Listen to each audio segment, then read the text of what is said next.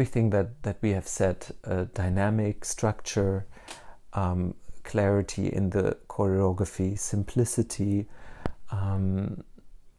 these elements, I think, joined together make it easier for an audience with ASD to sort of firstly understand, but also emotionally, let's say, bear the performance and to have a good experience.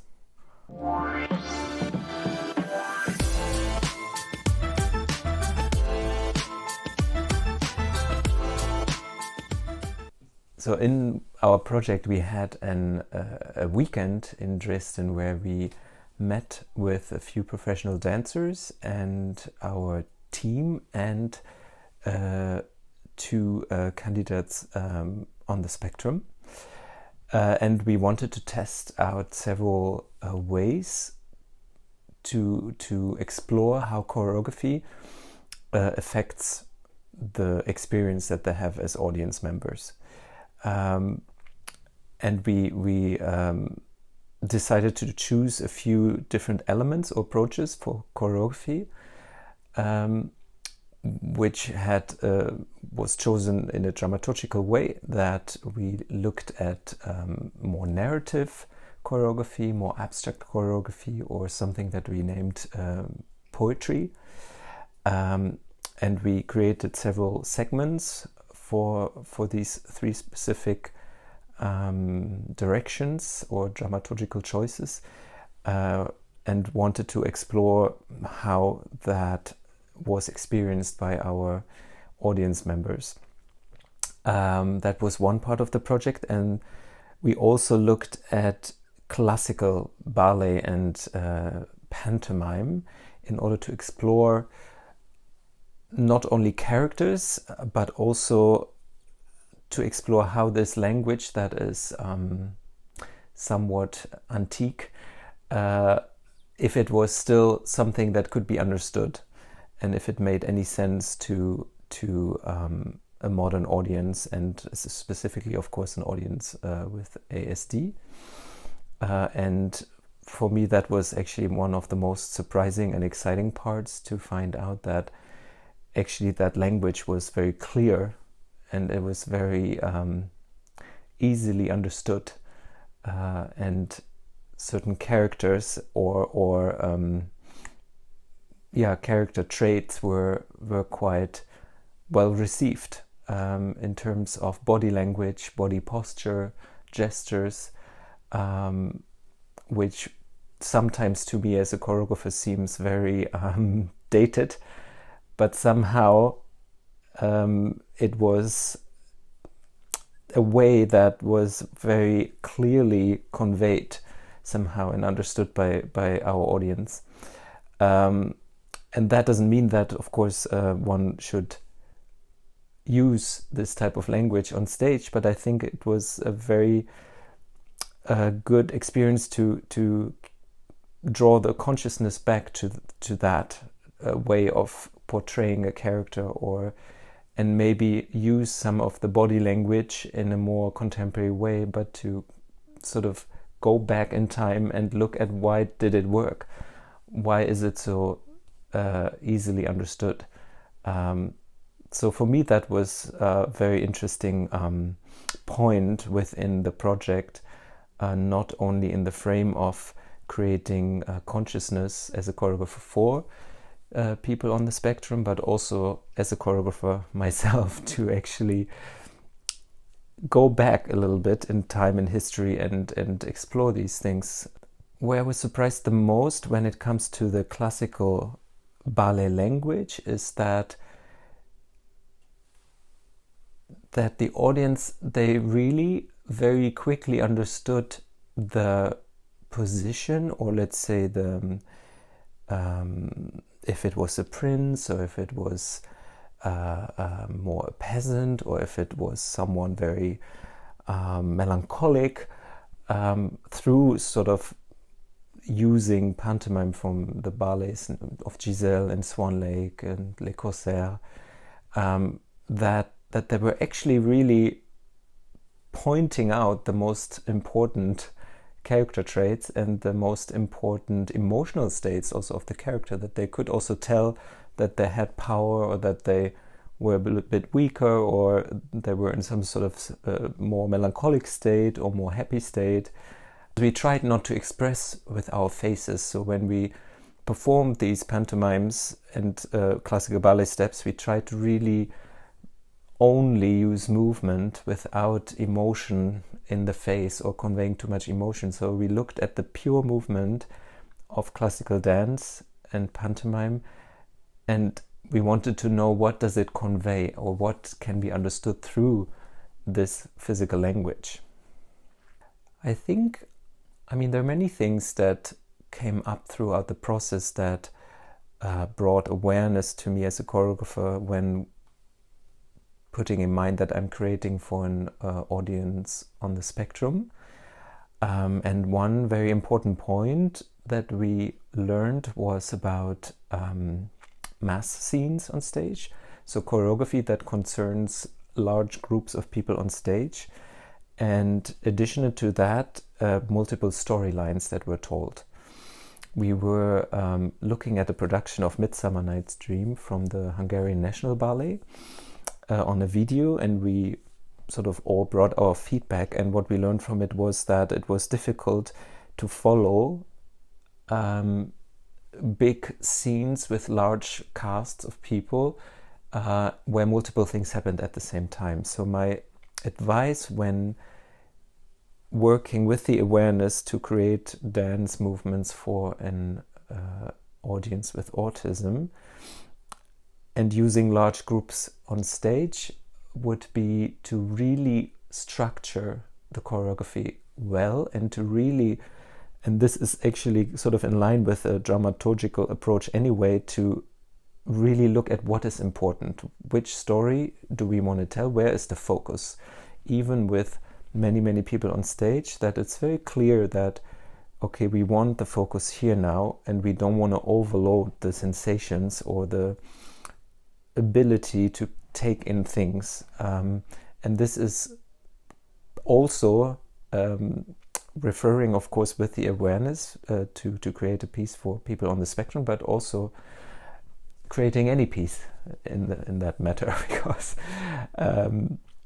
it was actually to really also focus on what is important when we watch large groups on stage. And another additional factor was the costume, to make it easier for an audience on the spectrum to use colors or costumes to make the story, to support the story in a clearer way, that it wouldn't distract, that there wouldn't be, simply said, too much happening for the eye. Different dynamics are connected to a certain emotion also in movement and physicality. We also learned that not necessarily is it only the positive emotions like love or compassion or some sort of harmonic feeling that is more comfortable to watch, but also anger or rage was also received quite well in a different dosage. So that not sort of what we would say, or what we would name negative emotions, it doesn't mean that we can't have them when we think about choreography or sort of a dance piece created with the awareness for people on the spectrum. But movements, we also saw that movements that created or had sort of more an anxious character or nervousness that created sort of similar feelings in the audience. And I think what we learned was that the balance of it, the dosage, how you put things together, that when we talk about 5 to 7 minutes or 1 minute, that you sort of put the different elements together, that nothing lasts too long or too short in a way. And of course it's difficult to know exactly what that means, because not everyone is the same when it comes to people on the spectrum, so you will never have a perfect choreography or dance piece that meets sort of all needs or desires for an audience. But I think to measure things is something that one should really be aware of, that one, emotion or one sort of also storyline that is connected to it shouldn't be drawn too long. And also importantly was to not have sudden changes or sudden surprises that, I mean, may it be through movement or light or music, that sort of also emotions or emotional states are built up and sort of decrease in a way that it shouldn't give sudden shocks to an audience on the spectrum. And we also found that even if we create sort of, let's call them negative emotions, that a resolution in the end will help the audience also to get the release of maybe anxiety that came up while watching it. I think there was one element that I thought was interesting to explore, and that when it comes to movement was repetition. To actually explore a movement in several ways, because I think as a choreographer, speaking from my own perspective, we are also always tempted to make new, to keep sort of the surprise going, to make new movements all the time, whereas we learn throughout our process and feedback from our audience that repetition helps also to not only understand what's happening, but to also find some sort of release and relief also while watching it, that okay, I have seen this, it comes back, I know what it is, I can sort of relax. So that the value of repetition and of simplicity also of movement, that anyway I would say the simpler the more expressive, these are sort of ingredients that we found very valuable throughout the process, that one shouldn't shy away from repeating a section and to make it more clear and to create sort of safety also for the audience that is watching. From my experience in the on-site weekend that we had, I found that everything we did with body language, and we tried to sort of not take the facial expression away, but the more physical it became, I think the more clear it became, and the more or the less disturbing, I would say. This might be my own personal opinion, but I found that the body was enough to express clearly an emotion or a state of mind or a character, and it didn't need sort of an extra element of facial expression, which might have maybe also confused an audience on the spectrum. We also learned in our project that we have played with clearly choreographed sections versus improvised sections or more loose tasks that we set. And of course, I mean, not of course, but in the setup and with our audience that we had on site, the clearly constructed choreography was much more enjoyable for them than the improvised one. The improvised seemed to be confusing for them because it wasn't quite clear for them what was happening. So yeah, it was interesting to see that while maybe also we didn't know exactly what was happening, we were searching for it in the improvisation, made it of course also unclear or maybe also uncomfortable to watch. When it comes to improvisation, and I would say maybe the clearer the task in the improvisation, maybe the more successful it will be to enjoy for an audience with ASD, as opposed to very free improvisation that is made up on the spot. This is my instinct. I can't really say this for sure, but I would assume, as from what we have learned, that structure really helped our audience to enjoy what they were seeing. Then my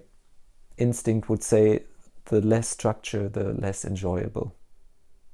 Perfect.